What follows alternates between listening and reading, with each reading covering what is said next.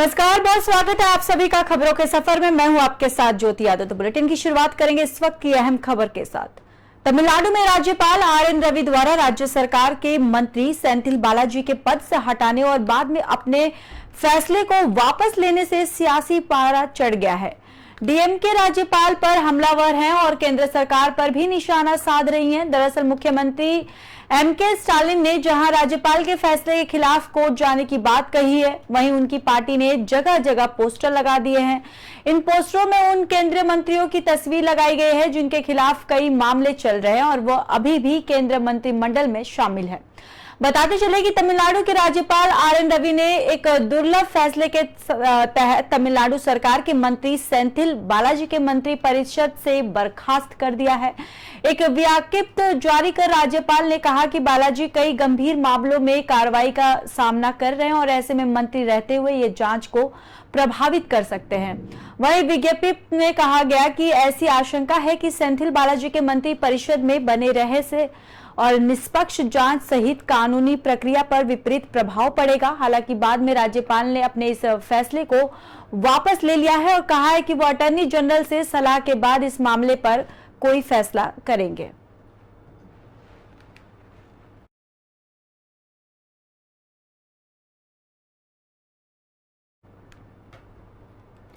France की राजधानी Paris में अफ्रीकी मूल के 17 साल के नाबालिग लड़के की हत्या के बाद शहर में जगह जगह प्रदर्शन शुरू हो गया है। घटना के दूसरे दिन पेरिस में कई जगहों पर आगजनी और आतिशबाजी की घटना देखने को मिली है। प्रदर्शनकारियों ने कई कारों को आग के हवाले भी कर दिया है। वहीं इस घटना पर आंतरिक मंत्रालय ने लोगों से शांति की अपील करते हुए शहर में 2000 अतिरिक्त पुलिस जवानों की तैनाती कर दी है।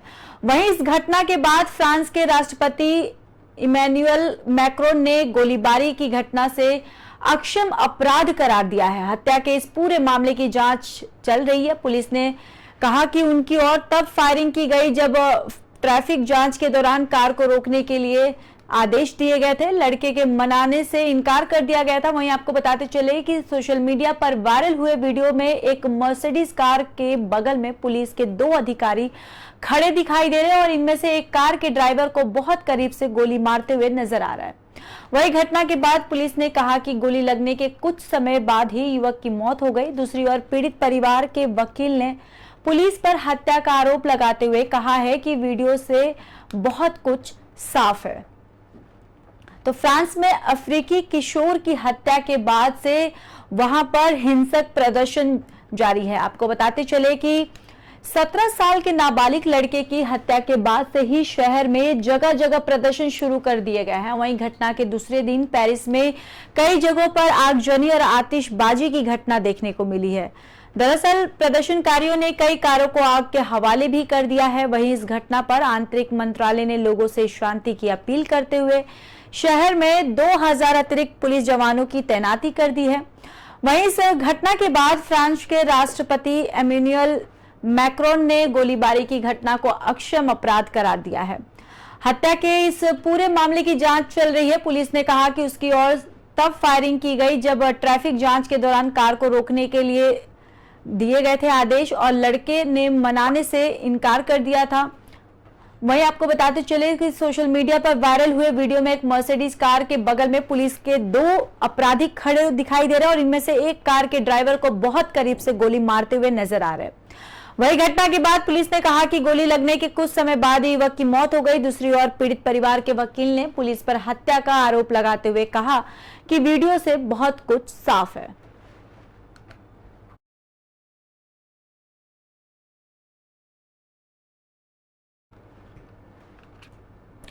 स्वीडन में बीते दिन बकरीद के मौके पर मुसलमानों के पवित्र किताब कुरान को आग के हवाले कर दिया गया है, जिसके बाद कुरान जलाए जाने की इस घटना से स्वीडन के खिलाफ इस्लामिक देशों में भारी गुस्सा है। आपको बताते चले कि इसके बाद माना जा रहा है कि नाटो में शामिल होने की स्वीडन की कोशिश गहरी है। वहीं आपको बताते चले कि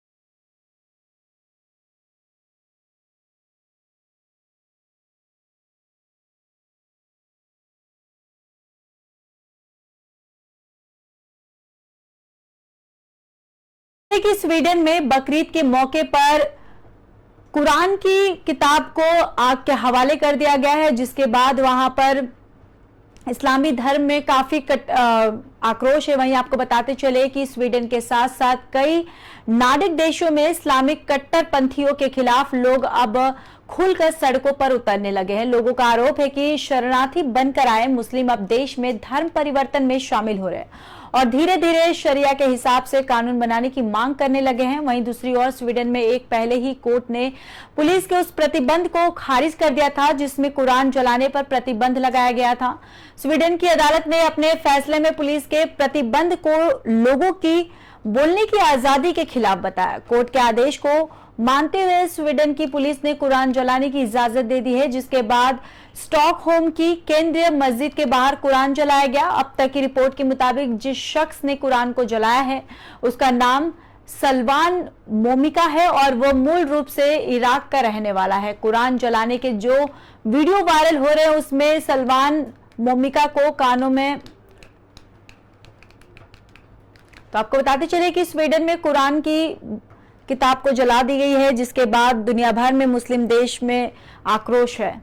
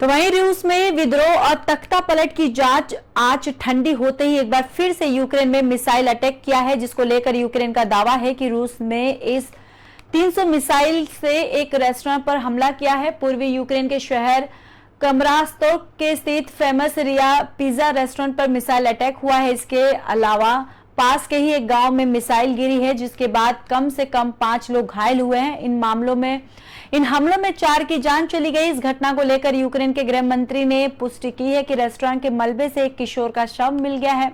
वहीं 47 अन्य लोग जो घायल हुए हैं उनमें से एक नवजात भी।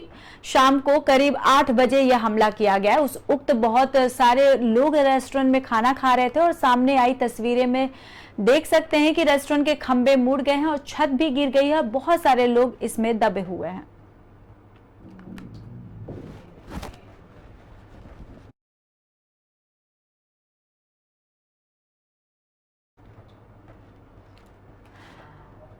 बताते चले कि मुख्यमंत्री योगी आदित्यनाथ प्रयागराज के दौरे पर रहेंगे। इस दौरान सीएम योगी माफिया अतीक अहमद से कब्जा मुक्त कराई गई जमीन पर गरीबों के लिए बनाए गए आशियानों की चाबी लाभार्थियों को सौंपेंगे। वहीं मिली जानकारी के मुताबिक सीएम योगी 20 लाभार्थियों को चाबी सौंपेंगे, जबकि अन्य 56 लाभार्थियों को पीडीए चाबी देगा। इसके अलावा सीएम 750 करोड़ रुपए की 200 से अधिक परियोजनाओं का लोकार्पण शिलान्यास भी करेंगे। वहीं इस अवसर पर सीएम योगी एक जनसभा को संबोधित करेंगे। आपको बताते चले कि प्रयागराज के लुकरगंज में प्रधानमंत्री शहरी आवास योजना के अंतर्गत 76 फ्लैट तैयार किए गए हैं, जिनकी चाबी शुक्रवार को सीएम योगी लाभार्थियों को सौंपेंगे। राज्य सरकार के रिजर्वेशन नियमों का पालन करते हुए हर कैटेगरी के लोगों को फ्लैटों का आवंटन किया गया है। लाभार्थियों को उनके आशियाने लॉटरी सिस्टम के तहत मिले हैं। जिन लाभार्थियों को उनके रहने के लिए छत मिली है वे बेहद खुश नजर आ रहे।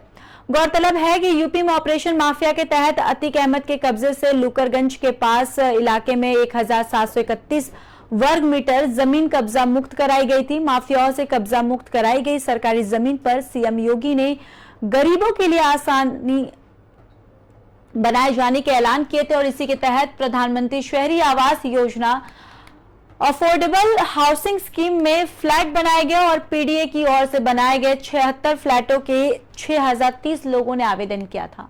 वेरिफिकेशन के बाद 1590 पात्र आवेदन मिले थे, जिसका लॉटरी के माध्यम से आवंटन कर दिया गया था। इन फ्लैटों के आवंटन के साथ ही सीएम योगी की घोषणा भी पूरी हो गई है। दावा है कि किसी माफिया के कब्जे से मुक्त कराई गई जमीन पर देश का यह पहला प्रोजेक्ट है। सीएम योगी ने अपने इस ड्रीम प्रोजेक्ट का शिलान्यास 26 दिसंबर 2021 को किया था और बेहद कम समय में ये फ्लैट बनकर तैयार हुए थे।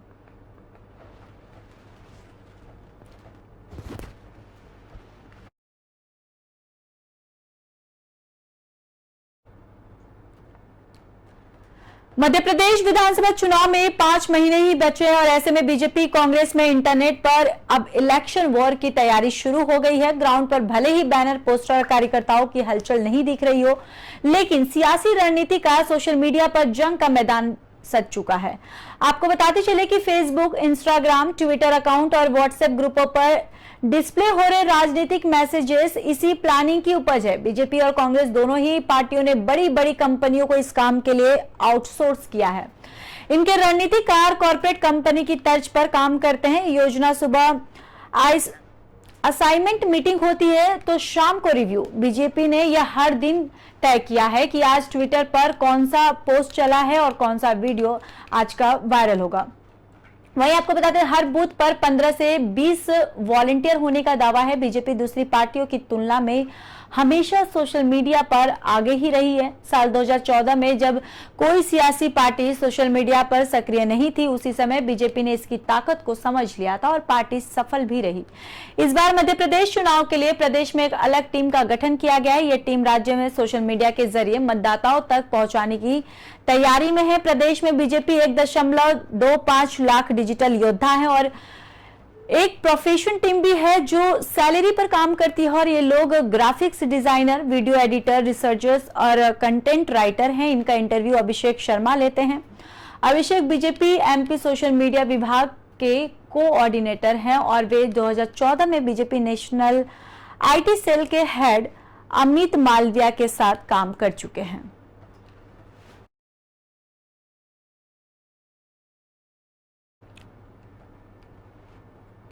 फिलहाल इस बुलेटिन में बस इतना ही। बाकी देश और दुनिया की खबरों के लिए देखते रहिए पी न्यूज।